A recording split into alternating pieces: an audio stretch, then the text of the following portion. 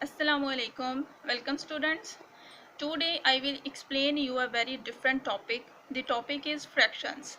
What is fractions and what types of fractions?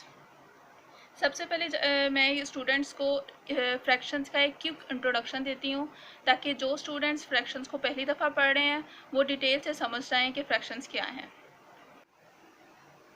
अभी ये देखें, ये पार्ट है जो मुझे चाहिए था और ये पार्ट है, ये टोटल नंबर ऑफ पार्ट्स है। ऊपर हमने वो वैल्यू लिखनी है जो हमें चाहिए और नीचे हमने वो वैल्यू लिखनी है जो टोटल नंबर ऑफ पार्ट्स होगा। अभी ये 1/2, अगर हम देखा जाए तो 1/2 ये है और 1/2 ये है। हाफ पार्ट ये है, हाफ पार्ट ये है। क्योंकि मुझे सिर्फ ऊपर वाला पार्ट चाहिए था इसलिए मैंने 1/2 लिख लिया। ठीक है, अब आपको ये कंसेप्ट क्लियर है कि ऊपर वाला ये जो ऊपर 1 लिखा है मैंने वो ये पार्ट लिखा है विच वे 1 और नीचे वो है the total number of the part. ठीक है, इतना समझ आ गया। अब मैं इसके 4 पार्ट्स कर लेती हूँ, इसके 4 पार्ट्स कर लेती हूँ। हो गए 4 पार्ट्स। अब पहले तो मुझे सिर्फ एक पार्ट चाहिए था, अब मुझे 2 पार्ट चाहिए, ये भी चाहिए और ये भी चाहिए। मुझे ये पूरा कंप्लीट ऊपर वाला पार्ट चाहिए जिसमें 2 पार्ट्स आ रहे हैं, तो ये चाहिए। तो इसको हम कैसे लिखेंगे? और one thing I should be clarify you कि जो ऊपर वाला होता है इसको कहते हैं, यहाँ पर मैं डिफाइन कर देती हूँ, इसको कहते हैं न्यूमरेटर। ठीक है, और जो नीचे वाला होता है इसको कहते हैं डिनोमिनेटर। ऊपर वाला जो होता है इसको कहते हैं न्यूमरेटर, जैसे कि ये 1/2 लिख देती हूँ। जो ऊपर वाला होता है इसको कहते हैं न्यूमरेटर और जो नीचे वाला होता है इसको कहते हैं डिनोमिनेटर। ठीक है, ये आपको समझ आ गया। अब पहले हमारे क्या था, हमारा डिनोमिनेटर था 2 क्योंकि हमारे 2 पार्ट्स थे। अब हमारे पार्ट्स ज़्यादा हो गए हैं, 4 हो गए हैं, तो हमारा डिनोमिनेटर चेंज हो जाएगा। क्या हो जाएगा? 4 हो जाएगा।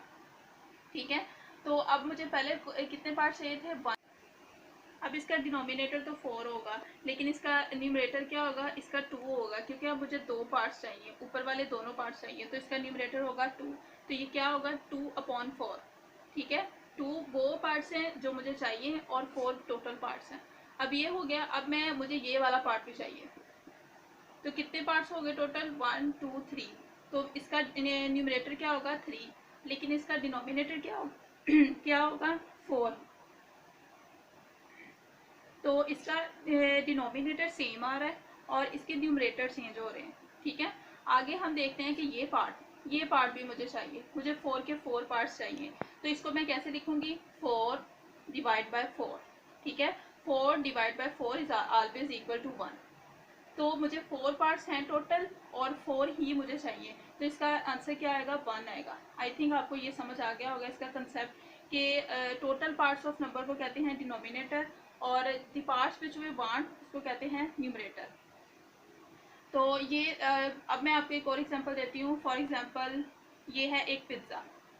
इस पिज्ज़े के मुझे टोटल पार्ट्स हम कर लेते हैं, इसके 8 पार्ट्स कर लेते हैं। ठीक है, कितने पार्ट्स हैं? 1 2 3 4 5 6 7 8। अब इसमें से मुझे ये वाला पार्ट चाहिए, सिर्फ, सारे नहीं चाहिए, मुझे ये वाला चाहिए। टोटल पार्ट्स कितने हैं इसके? 8। ठीक है, और मुझे चाहिए कौन सा? सिर्फ एक।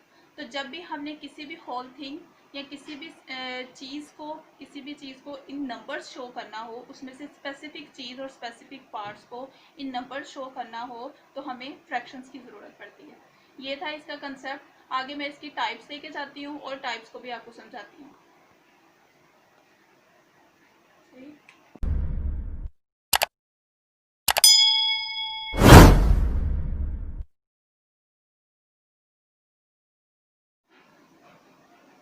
अब इसकी 2 टाइप्स मैंने लिखी हैं, प्रॉपर फ्रैक्शंस और इम्प्रॉपर फ्रैक्शंस। सबसे पहले मैं प्रॉपर फ्रैक्शंस के बारे में आपको बताती हूँ। एक बहुत सिंपल सी चीज़ इसके बारे में आप याद रखें, क्योंकि अगर आपको किसी चीज़ का कंसेप्ट होगा तो आप इजीली इन टाइप्स को याद रखेंगे, और अगर आप रट्टा लगाएंगे तो फिर आप टाइप्स को भूल जाएंगे। प्रॉपर फ्रैक्शन में ये चीज़ याद रखें कि इसमें न्यूमरेटर ऑलवेज लेस देन होता है, सॉरी लेस देन का साइन लेस देन होता है डिनोमिनेटर से। Numerator always less than denominator. चलिए मैं आपके सामने करती हूँ कि इसमें जो ऊपर वाली वैल्यू होती है वो हमेशा छोटी होती है और नीचे वाली वैल्यू हमेशा बड़ी होती है। इतनी सी सिंपल सी चीज़ याद रखें, एंड दैट इज़ कि numerator always less than denominator. इसमें ऊपर वाली वैल्यू छोटी होती है और नीचे वाली वैल्यू बड़ी होती है, और इसका आंसर ऑलवेज लेस देन 1 होता है, हमेशा इसका लेस देन 1 में आंसर आता है इसका। ठीक है, इसका आंसर हमेशा लेस देन 1 में आता है। जब आप इसको सॉल्व करोगे तो लेस देन 1 में आएगा। इसमें ये आपको सिंपल सा आपका कंसेप्ट है कि numerator always less than denominator, that's it. अब हम इसकी इम्प्रॉपर करते हैं।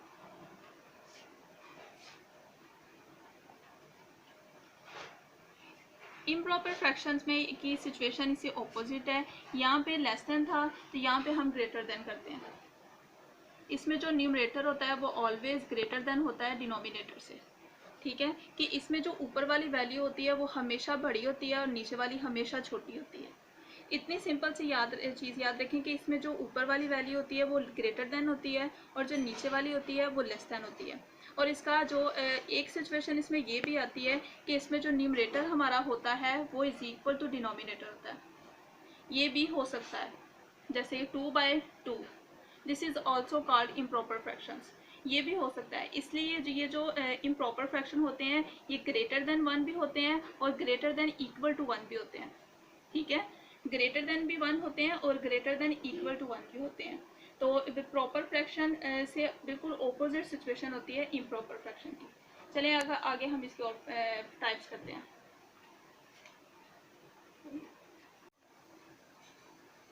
मिक्स फ्रैक्शन का लिखने का थोड़ा सा मेथड अलग होता है, लाइक एज 3 होल में और 1/2। ये प्रॉपर इन प्रॉपर शेप में होते हैं और ये जो होल में होता है। तो 3/1/2 इस तरह की अगर शेप में कभी भी वैल्यूज़ आए तो आप समझें कि ये मिक्स्ड फ्रैक्शंस हैं।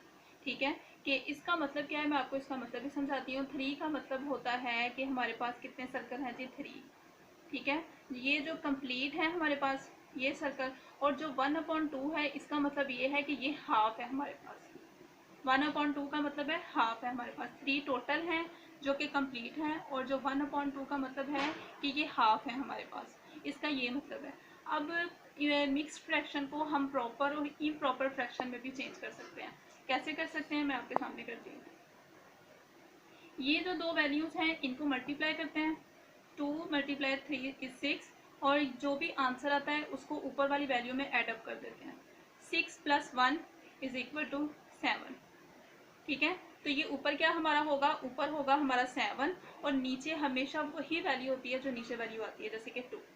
ये हमारा मिक्स्ड फ्रैक्शन से ये हमारा प्रॉपर इम्प्रॉपर में चेंज हो गया ये।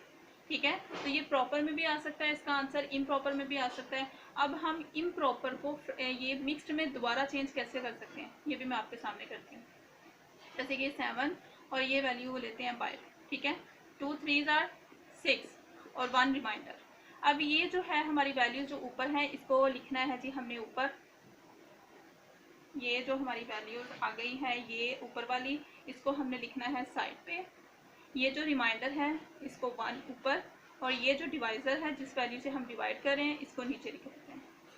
तो ये क्या हमारा आ गया, ये उसी शेप में दोबारा आ गया जिस शेप में हमारा क्वेश्चन था कि हम मिक्स्ड फ्रैक्शन को हम जब भी इस शेप में वैल्यूज़ आएँ तो आप समझें कि ये मिक्स्ड फ्रैक्शन है। मिक्स्ड फ्रैक्शन को इम्प्रॉपर में भी चेंज कर सकते हैं, प्रॉपर में भी कर सकते हैं, और इम्प्रॉपर प्रॉपर को मिक्स्ड में भी चेंज कर सकते हैं। ये थी मिक्स्ड फ्रैक्शंस। अब हम फर्दर इसकी टाइप्स करते हैं। अब मैं आपको डिफाइन करूंगी लाइक फ्रैक्शंस और अनलाइक फ्रैक्शंस के बारे में, कि लाइक फ्रैक्शंस क्या होते हैं और अनलाइक फ्रैक्शंस क्या होते हैं। सबसे पहले हम लाइक फ्रैक्शंस की बात करते हैं। लाइक फ्रैक्शंस में सिर्फ एक चीज़ का कंसेप्ट याद रखें तो आपको कभी नहीं भूलेंगे कि लाइक फ्रैक्शन में जो नीचे वाली वैल्यू होती है वो हमेशा सेम होती है। नीचे वाली वैल्यू हमेशा सेम होती है। जो इसका डिनोमिनेटर होता है वो हमेशा सेम होता है और जो इसका न्यूमरेटर होता है वो इसका डिफरेंट होता है। सिर्फ इतनी सी बात आप याद रखें तो आपको कभी भी लाइक फ्रैक्शंस भूलेंगे नहीं कि लाइक फ्रैक्शंस क्या होते हैं। सिंपल सी एक चीज़ कि इसका डिनोमिनेटर सेम होता है और इसका न्यूमरेटर चेंज होता है, जैसे कि लाइक एज 2/4 एंड 4/4। तो अगर आपको कहा जाए कि बताएं कि ये लाइक फ्रैक्शंस हैं कि नहीं, तो आप कहेंगे कि ये लाइक फ्रैक्शंस हैं क्योंकि इसके डिनोमिनेटर बिल्कुल सेम है। तो ये क्या होंगे, ये लाइक फ्रैक्शंस होंगे। अब हम अनलाइक की बात करते हैं।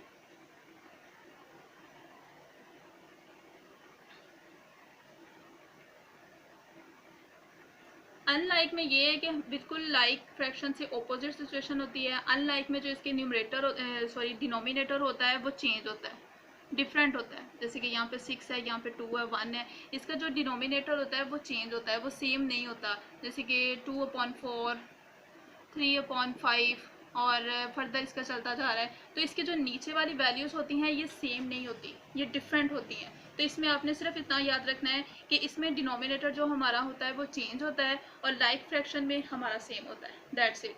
और इससे ज़्यादा मज़ीद आपको किसी भी कंसेप्ट लेने की ज़रूरत नहीं है। आप इतना सा याद रखेंगे तो आपको इनका डिफरेंस पता चल जाएगा। ये मैंने आपको फ्रैक्शंस और इसकी डिफरेंट टाइप्स के रिलेटेड इन्फॉर्मेशन दी है और आई होप आपका कंसेप्ट क्लियर हो गया होगा। और अगर आपको मेरी वीडियो पसंद आई है तो प्लीज़ मेरी वीडियो को लाइक करें, चैनल को सब्सक्राइब करें और अच्छे अच्छे कमेंट्स दें। Thank you for your consideration. Take care. Allah.